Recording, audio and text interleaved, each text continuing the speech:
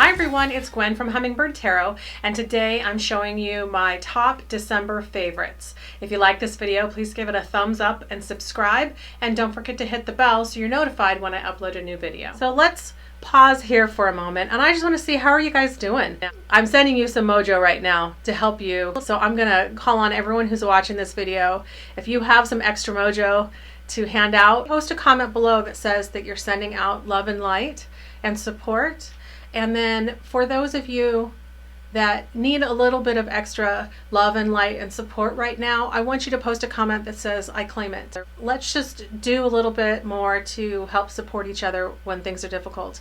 And if you're one of those that had to claim the extra love and light right now, please take as much as you need. And the next time that you can and you find yourself with an excess of love and light, please take a moment to send that out into the universe for those who need it. This was a month of comfortable decks for me, and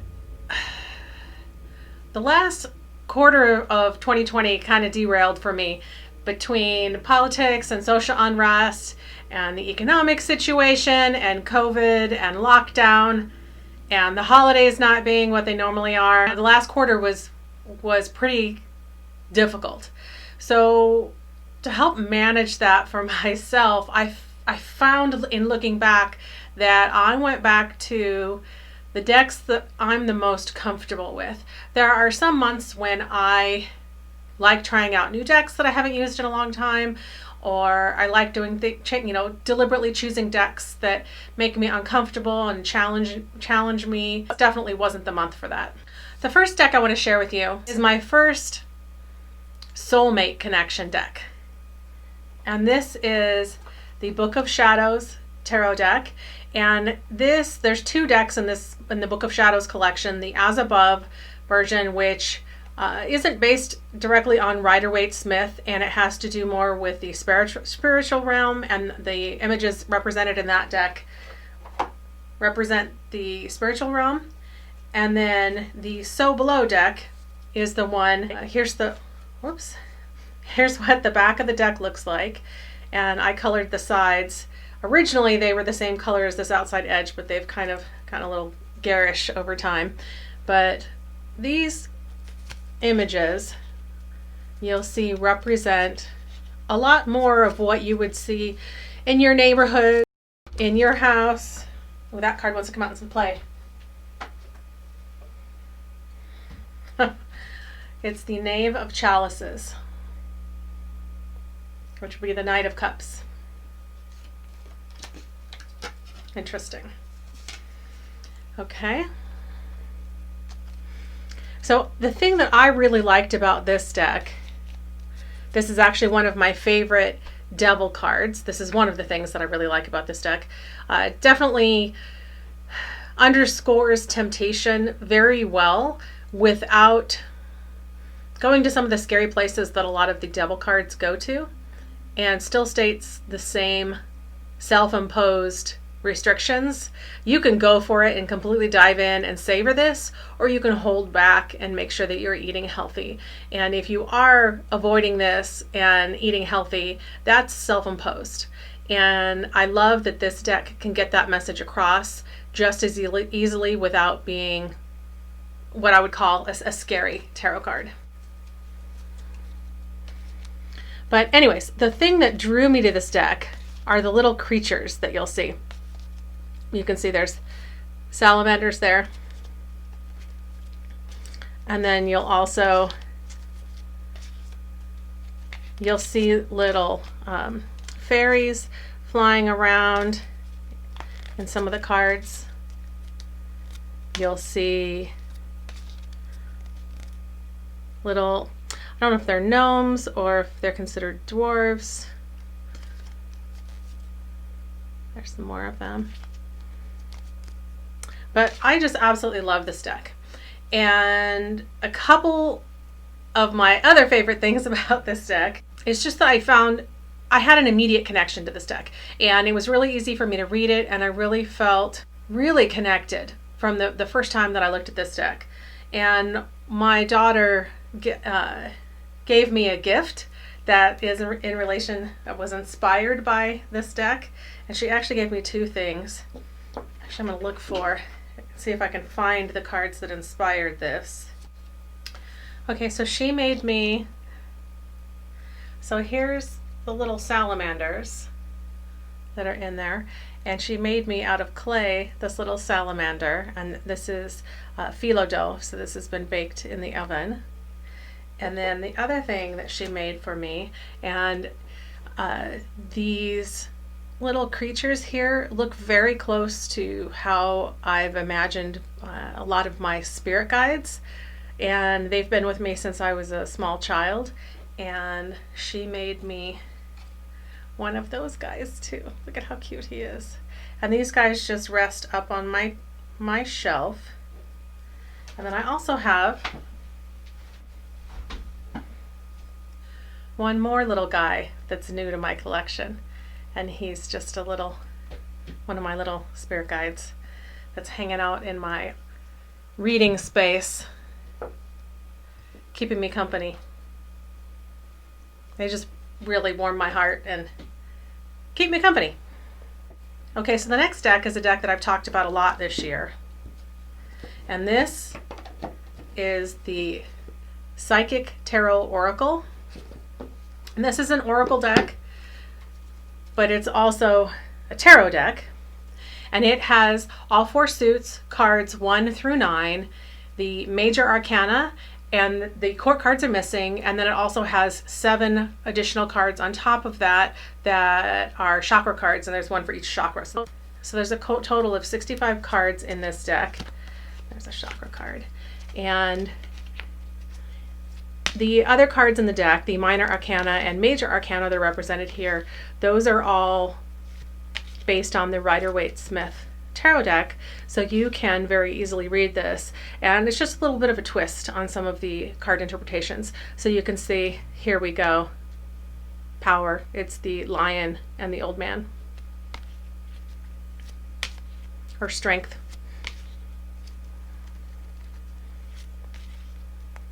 But I felt a really deep connection to this deck as well. It sat in my inbox in Amazon for a really long time. I looked at it online. I watched a ton of reviews, and it was one of those decks I just couldn't forget about it. Kept coming back to it. So when it finally came into my collection, I was really happy, and I've had an instant connection with it since I received it. Another deck that I used a lot in the month of December is a classic, and that's the Hanson Roberts Tarot. And this tarot deck is, I love the backs. This is probably one of my favorite backs to a deck. It's a smaller deck. It's about the size of a deck of playing cards, maybe a little bit more narrow and a tiny bit taller. And then obviously there's 78 cards in this deck, so it's thicker because it doesn't have the normal 52 cards that you'd find in a tarot deck. And these images, they look like, I don't know, colored pencil, watercolor perhaps, but I find these images very appealing. I like the Rider-Waite-Smith images. I like them. They feel very safe and comfortable to me, and these are based very heavily on Rider-Waite-Smith, so it makes it easy for me to read, easy for me to connect with each of the cards because I'm extremely familiar with that system. So this is a very comfortable and safe deck for me too. So the next deck I have in my collection is the Radiant Wise Spirit Tarot deck. This is the miniature version, and it's small here, and I really like, this is the standard Rider-Waite-Smith images, but they have a lot more depth to the drawings. There's a lot more play on the lighting, so they definitely feel more three-dimensional than your typical Rider-Waite-Smith images from Pamela Coleman Smith. Those images feel a little flat. I'm an artist, so I can appreciate this as well. I draw and paint. Now this deck is the miniature version of this taller Rider-Waite-Smith deck. And I find that I don't use this bigger version of the deck very often. I'll show you the difference in size. Woo! What do we have? We have the Empress. Oh, we've got lots of abundance coming out to join us here. Oh, okay, and then someone mastering their craft. So these cards, the difference is the larger one is borderless. So you can see the smaller deck here. It's got borders. And then the size is significant, the difference is. Now, one difference that's major, I find, it's almost like someone drew the larger images with a Sharpie, and it feels very messy to me at times. And maybe it's just because the image is a lot smaller in the miniature version. But these images feel much more crisp and clean. And I have smaller hands, which if you've watched my videos, you've heard before. And I find this deck a lot easier to shuffle. And as I've shared on my channel before too, when I need comfort, my security blanket is any deck of tarot cards that I can get my hands on, and I just shuffle. And it really calms me down almost immediately. Very calming, very soothing to me. And then, you know, I may do some readings as well, but just the act of shuffling alone, I have another jumper here, really helps calm me down. It's the Queen of Cups. So she's checking out what's going on, has her finger on the pulse of all the emotion and everything else that's going on, but is still reserved enough and out of it enough to be able to objectively decide where the nurturing is needed and makes that choice and make sure that everyone's okay. Good energy to have in a video. Okay, so let's put this deck back. You know, I also, in the bigger deck, the cards are high gloss. You can see that. They're not, it's just a typical finish. A little bit of a shine, but not high gloss. And these cards stick together, and the cardstock is very thick.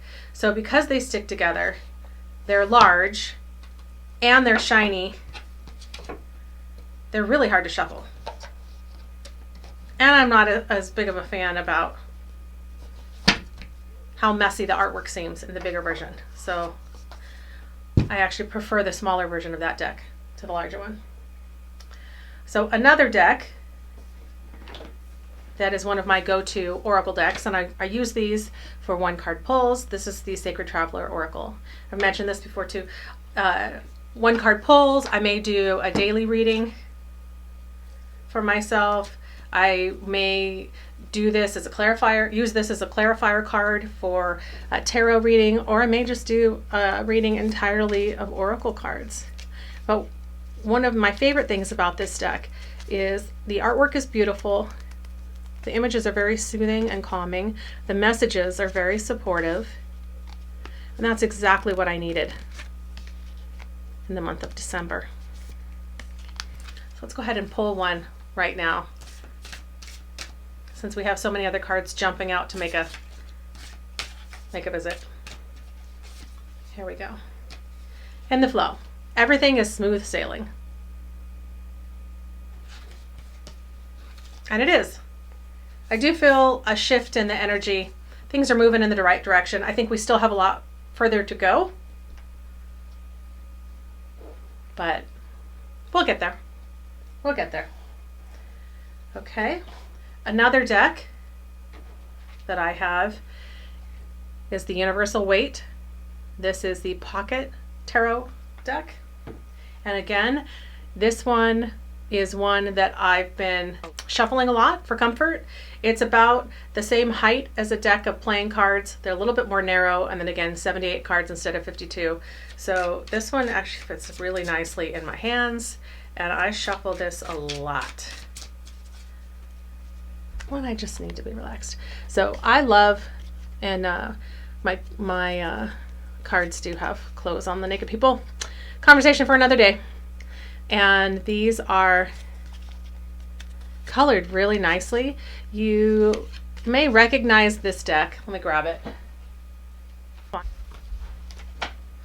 It's the same images that have been colored by Mary Hanson Roberts that you'll find in the Universal Weight Tarot deck, But the difference, and I have a whole separate video that compares these two decks in great detail, but the difference in the coloring, so just the way they developed the film and chose the coloring, the yellows are a little more glaring in this deck, and it's not quite as crisp and clean. And the colors that they've chosen in this smaller deck, much nicer. And these are the original Pamela Colman Smith images, just the outlines, and then Mary Hansen Roberts has recolored these. So here's a perfect example. See the yellow. The yellow in the pocket version feels more like a sunset, and the yellow in the larger version, or the original Universal Weight tarot deck, feels like the bright glaring yellow that would be in a pack of, the 8-pack of Crayola crayons. So the back of this deck is pretty too. I really like the back of that. It's one of my favorites to a back of a deck of cards.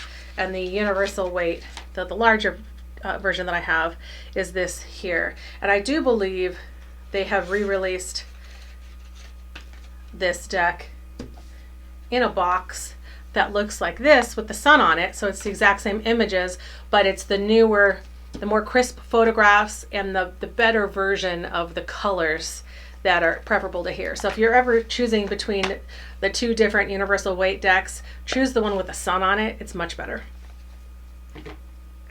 And then finally, the last deck that I had on my tarot shelf in the month of December is the Golden Universal Tarot. And you can see even the box here, it has a very reflective gold. It's the shiny gold that you would find in a ring. And these two are, it's a Rider-Waite-Smith clone. I guess I should show you. Here's the back of the deck. It's the size of a standard tarot deck. And then you'll see it's a Rider-Waite-Smith clone. And then each card, it's hard to see, but all that, the background in there, that's gold reflective. And here, so the poles are not, but there's all kinds of direction in the sky. And then you see the gold gilding in the borders around it. Every card has that. And you'll see every card is just, they sing to you. And the energy just pulses right off of the deck. See how, you can see how shiny that one is a little bit more. Trying not to blind you, but give you the chance, oh, there was a good one, to appreciate how reflective these cards are. I just absolutely love the energy of this deck. And again, I'm so comfortable with Rider-Waite-Smith. I really stayed close to home in the month of December. We have 2 decks with your traditional Rider-Waite-Smith images, and then a Rider-Waite-Smith clone and 2 Rider-Waite-Smith tarot decks, and then an oracle deck based on a tarot deck too.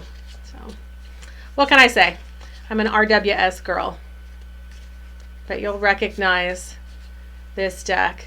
If you're a beginner to tarot, you could use any of the decks that I just showed you if you're familiar with the Rider-Waite-Smith tarot cards, and you'd do just fine. You'd recognize the images. They're close enough, or if not exactly the same as the traditional Rider-Waite-Smith tarot deck. I've been enjoying everyone's videos that they've been posting, sharing their collections and the cards that they've been using recently and the other content that's been out there. So I look forward to more of it, and I want to thank you for stopping by, and I'll see you on the next time around.